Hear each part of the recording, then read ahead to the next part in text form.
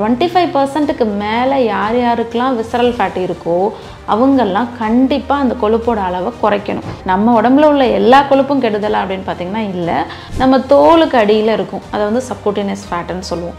இந்த சப்குட்டினியஸ் ஃபேட்டு நல்லா இருந்தால் தான் நம்மளால் நல்லா அந்த குளிரை தாங்க முடியும். இந்த ப்ரௌன் ஃபேட்டுன்னு சொல்லுவோம், குளிரை நம்மளால் தாங்க முடியும்.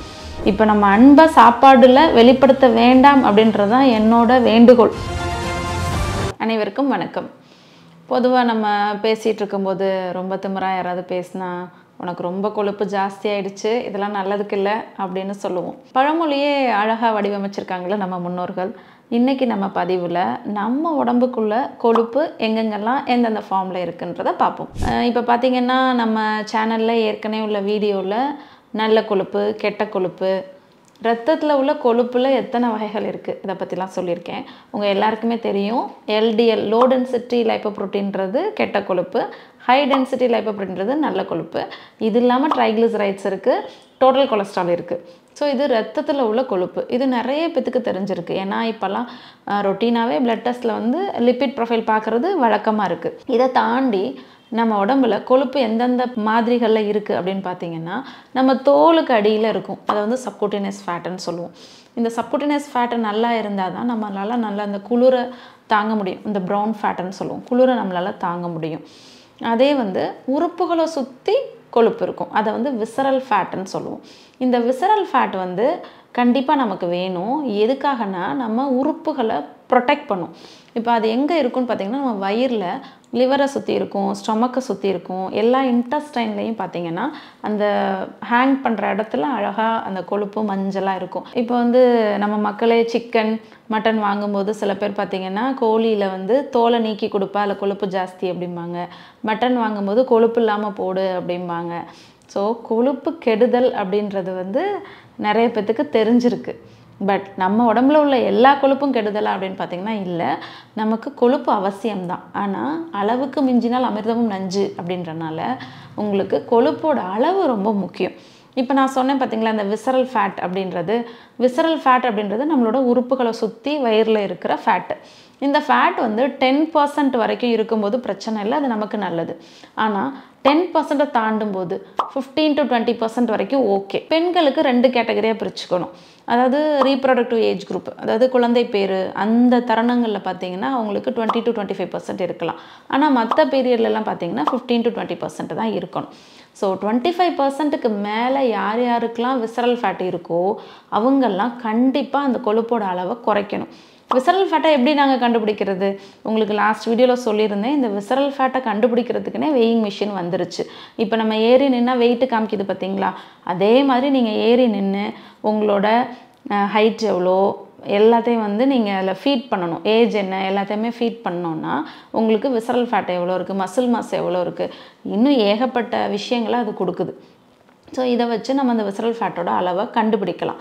இதை கண்டுபிடிச்சி அதை குறைக்கிறதுக்கு முயற்சி பண்ணணும். ஏன் அப்படின்னு பார்த்தீங்கன்னா, இந்த விசரல் ஃபேட்டு தான் நம்மளோட ஓவரால் ஹெல்த்தை அசஸ் பண்ணுறதுக்கு ரொம்ப முக்கியமான விஷயம். விசரல் ஃபேட் அதிகமாக கார்டியோவாஸ்குலர் ரிஸ்க் அதிகம், டயபெட்டிஸ் அதாவது நீரிழிவு நோய் வர்றதுக்கான ரிஸ்க் அதிகம். இப்போ பார்த்திங்கன்னா முதல்லாம் சர்க்கரை வியாதிலாம் பார்த்திங்கன்னா ஒரு 45-50 வயசு தாண்டி இருந்துச்சு. இப்போல்லாம் சின்ன வயசுலேயே வர ஆரம்பிச்சிருச்சு. ஏன்னா இந்த விசரல் ஃபேட்டு ரொம்ப முக்கியம். இதை வந்து ஆக்டிவ் ஃபேட் அப்படின்னு சொல்லுவோம். அதாவது நமக்கு கெடுதலை பண்ணுறது, அது வந்து அந்த ஆக்டிவிட்டியை நம்மளை என்ஹான்ஸ் பண்ணிகிட்ருக்கோம். எந்தெந்த ஆக்டிவிட்டினா பிளட் சுகர் அதிகப்படுத்துகிறது, அடுத்தது ஹார்ட் அட்டாக் அதிகப்படுத்துகிற வேலை, ஸ்ட்ரோக் அதிகப்படுத்துகிற வேலை, வெசலெல்லாம் அடைக்கிற வேலை, இதெல்லாம் நிறைய விஷயங்களை இந்த விசரல் ஃபேட் செய்கிறனால இனிமேல் நம்ம விசரல் ஃபேட்டு நமக்கு எவ்வளோ இருக்குது, எவ்வளோ பர்சன்டேஜ் இருக்குது, அதை கம்மி பண்ணுறதுக்கு என்ன பண்ணணுன்றதை யோசிக்கணும். சரி, இப்போ விசரல் ஃபேட்டு 25%க்கு மேலே இருக்குது, அதை நம்ம எப்படி குறைக்கலாம் அப்படின்னா ரெகுலர் எக்ஸசைஸ், அதுக்கப்புறம் டயட், சாப்பாட்டு முறைகளில் கவனம் வேணும். நம்ம வந்து சாப்பாடு அப்படின்றத வந்து தமிழ்நாட்டில் எப்படி பார்க்குறோன்னா, அதை ஒரு லவ் அண்டு கல்ச்சர் விஷயமாக கொண்டு போகிறோம். யாராவது வீட்டுக்கு வந்தால் கண்டிப்பாக டீ குடிக்கணும், டீ எங்கள் வீட்டில் குடிக்கலை அப்படின்னா அது ஒரு அவமான சின்னமாக பார்க்குறாங்க. யாராவது ஒருத்தங்க வேணாம் அப்படின்னா ஒரு 2 தடவை சொல்லியும் வேணாங்க நான் இப்போ தான் சாப்பிட்டேன்னா அதை விடுற பழக்கம் வேணும் நம்ம மக்களுக்கு. அது சுத்தமாகவே இல்லை. கண்டிப்பாக சாப்பிட வச்சு தான். ஏன்னா அவங்களோட அன்பை அப்படி வெளிப்படுத்துகிறாங்க. அதெல்லாம் அந்த காலம். இப்போ நம்ம அன்பை சாப்பாடில் வெளிப்படுத்த வேண்டாம் அப்படின்றது தான் என்னோட வேண்டுகோள். ஏன் இதை உங்கள்கிட்ட சொல்கிறேன் அப்படின்னா, என்னோட கிளினிக்லேயே ஒருத்தர் வேலை செய்கிறாரு. அவருக்கு வந்து சுகர் இருக்குது. அவர் கார்ப்பரேஷனில் வேலை செய்யும்போது எல்லாருமே அவருக்கு டீ வாங்கி கொடுப்பாங்களாம். சரி வேலை செய்கிற அப்படி ஏதாவது ஒன்று கொடுப்போம் அப்படின்னு சொல்லிட்டு கிட்டத்தட்ட ஒரு நாளைக்கு 10 டீலேருந்து 15 டீ அவருக்கு ஃப்ரீயாகவே வாங்கி கொடுப்பாங்களாம். அதை குடித்து ஒரு 5 வருஷத்துலேயே அவருக்கு சுகர் வந்துருச்சு. சுகர் வந்ததுக்கப்புறமாவது அந்த ஜீவன் வந்து என்ன செய்யணும், இல்லைங்க எனக்கு வேணாம், எனக்கு சுகர் இருக்குது அப்படின்னு டீயை நிறுத்தணும்ல. நிறுத்தவே இல்லை. தொடர்ந்து குடித்து கடைசியில் பார்த்திங்கன்னா 500க்கு மேலே ப்ளட் சுகரோடு வந்தார். ஸோ ஒருத்தருக்கு வந்து நம்ம கொடுக்குறோம் அப்படின்னா அது வந்து அவங்களுக்கு நல்லதா கெட்டதான்றதை நம்ம கொஞ்சமாச்சும் யோசிக்கணும். ஸோ வர்றவங்களுக்கு நம்ம தண்ணி கொடுக்கலாம், சில பழங்கள் கொடுக்கலாம், நெல்லிக்காய் கொடுக்கலாம்.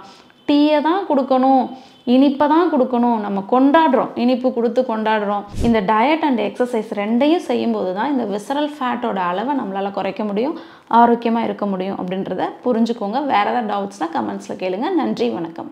மூளை நரம்பியல் மருத்துவர் வேணி அவர்கள் எழுதிய தலைவலியே உன் முகவரிதான் என்ன, மூளை என்னும் மூலவர், பக்கவாதத்தையும் வெல்லலாம் மற்றும் நலவாழ்வு 40 நம் கைகளில் புத்தகம் தேவைப்படுபவர்கள் ராக்ஃபோர்ட் நரம்பியல் மையத்தை தொடர்பு கொண்டு பெற்றுக்கொள்ளலாம்.